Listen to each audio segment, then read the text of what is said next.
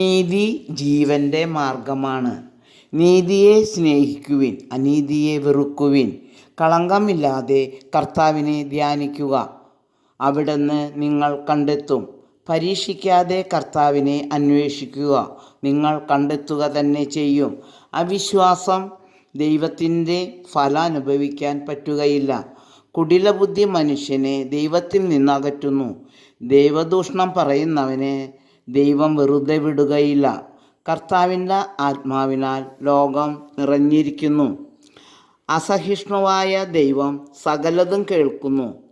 മുറുമുറുപ്പ് കൂടാതെ അവിടത്തെ ആരാധിക്കുക.